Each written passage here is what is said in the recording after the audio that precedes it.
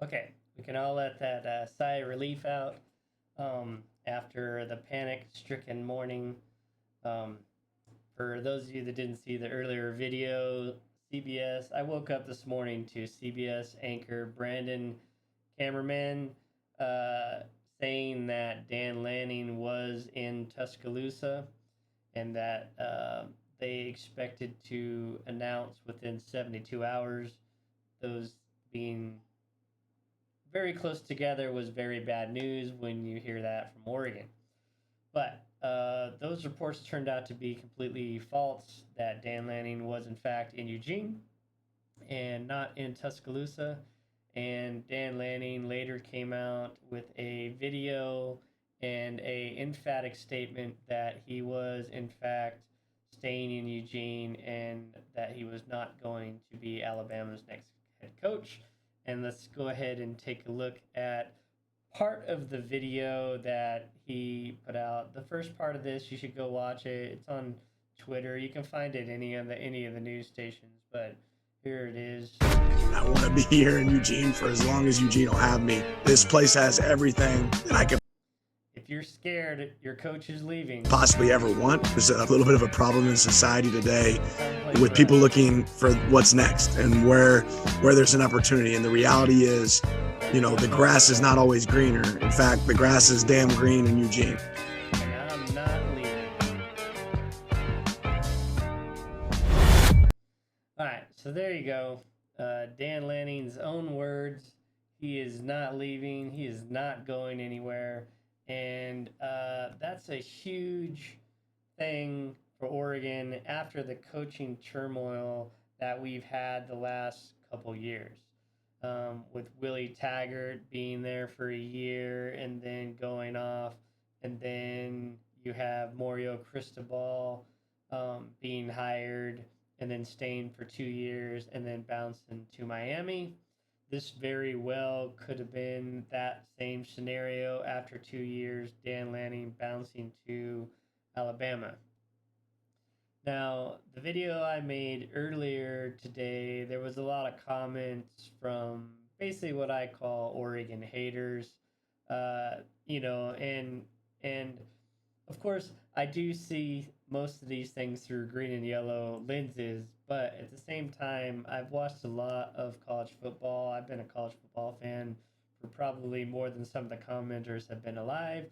But with that said, in my view of the 40 plus years watching college football, is that when I watch an all time great coach leave, the next guy that comes in doesn't ever measure up, and their careers are very short. In fact, I can't even remember when you have a national championship winning coach leave that the next guy that comes in that anybody even remembers their name.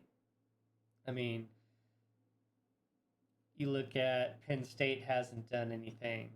You look at Nebraska hasn't done anything. You look at right now, a prime example of this is after Urban Meyer, really Ohio State hasn't done a whole lot. And now that they've lost to Michigan 2 years in a row, that they are getting rid of their coach or about to get rid of their coach, or everybody wants them to get rid of their coach. So that's kind of the problem, is following one of, if not the greatest coach in college football, and Nick Saban, is he set that bar so high, nobody's really ever gonna measure up to that. Even if Alabama came in, the next coach came in and won a couple titles, you're still not measuring up to Nick Saban. And that's always going to be the problem with whoever's next. Now, a coach or two down the road, does the Alabama job look that much better? Maybe, but I I myself feel like Alabama is on a decline, right? They won the national title a few years ago. Clemson's won a few titles. You had back to back Georgia titles. And honestly, Georgia should have been in the playoff this year to give them a chance. but Alabama did beat them. But like Alabama didn't get in the national title game this year either. And with Nick Saban leaving, I don't see Alabama in the national title game next year either, because there's going to be some transition with that new coach. I really doubt the new coach steps in and wins right away. Maybe in year two with Nick Saban's players, but you never know. Georgia is still one of the most dominant teams in the SEC, and now you add Texas in the SEC, which beat Alabama, and so you never know how that's really going to play out. But Dan Lanning commits long term to Oregon, so all that's mute.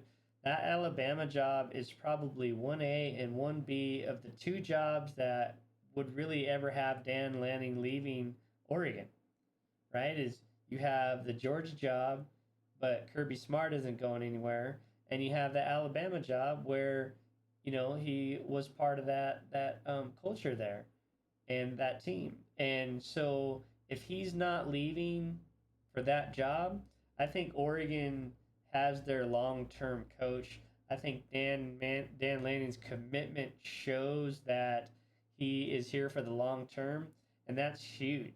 That's huge for the current player base that he has.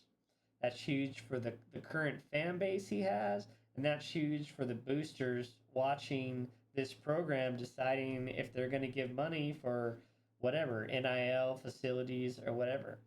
Now, like I said, there was a lot of Oregon hater comments in there that, like I said, talked about how the Alabama job is better, and I don't think it is, and I think they're looking through Alabama or anti green and yellow glasses, because you have the facilities at Oregon. You're able to recruit at Oregon, as Dan Lanning has showed, and you probably have all the money in the world and the support of Nike and Phil Knight.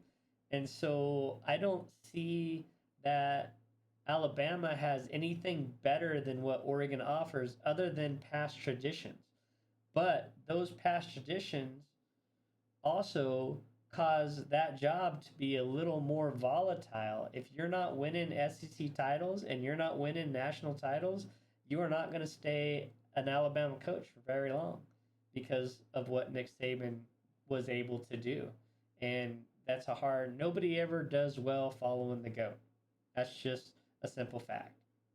So, Dan Lanning commits to Oregon long term. What does that mean? So, there's lots of returning players that are coming back for their senior season, and it just bolsters that up. It secures the top three class that he has built so far. And so you have a massive influx of recruits coming in next year. And then you have all these people coming back. Linebacker Jeffrey Bassa coming back. Safety Tysheem Johnson coming back. Receiver Tez Johnson and Trayshawn Holden, which showed you in the Fiesta Bowl what they're capable of. You have Noah Whittington coming back. You have defensive end Jordan Birch coming back, and you have tight ends Terrace Ferguson and Patrick Herbert coming back. And those are just the seniors. That's not to mention all the other starters that played or all the other people that contributed this year to a 12-2 season. And that's really big. That's huge. Oregon goes to the Big Ten next year, and you have Michigan, who graduating a lot of people, and nobody knows what Harbaugh is really doing right now. He could jump to the NFL, or he could stay, or he could just retire on top. Nobody knows what he's doing. It gives Oregon a really good chance to get into the Big Ten and make a lot of noise, compete for the Big Ten title, and then get themselves in the playoffs and compete for a national title. And I do think eventually, with Dan Lanning's commitment, Dan Lanning's ability to build the program, that Dan Lanning does win a national title at Oregon at some point. I just hope it's within Phil Knight's lifetime so he can see that dream of his come to fruition, because he has dedicated a lot to Oregon and has helped build Oregon to what it is right now. And there's just a lot to be said to a coach that is willing to just flat come out and commit like he has a steadfast commitment. It's not any of these wishy-washy commitment. It's like he said he wants to be in Oregon. He wants this to be his last job and stay in Eugene as long as we'll have him. And that's just something. Just those words alone are very much quotable, and they're very much one of those things that you're easily digest. It makes players want to play for him, makes fans want to root for him, and it makes donors want to shell out money for him. And those are three things that Dan needs to succeed. And I think this is just a wonderful time to be an Oregon Duck fan. And I don't know what else to say about that other than I am so glad this morning's video was just a panic video and none of that came to fruition. And it's just a blessing right now to be an Oregon fan and watch Dan Lanning build something here that we can all be proud of, and that he's building it the right way with kids that I think are the right type of people to be at Oregon and to represent Oregon in the right way. I think those are kids that want to play for Dan Lanning, that want to play for Oregon, and it shows that those guys want to play college football. Like you had Bo Nix coming back for one last game to play with those guys. You had um, Bucky Irving coming back one last time to play with those guys, and I think that says a lot about the commitment that Dan Lanning has to the program, and I think that shows a lot of buy-in from the players because of Dan Lanning's commitment and who Dan Lanning is. Those kids want to play for him. So with that, we are out of here for now. Much love all, and go Ducks. Let me know what you think about Dan Lanning's commitment.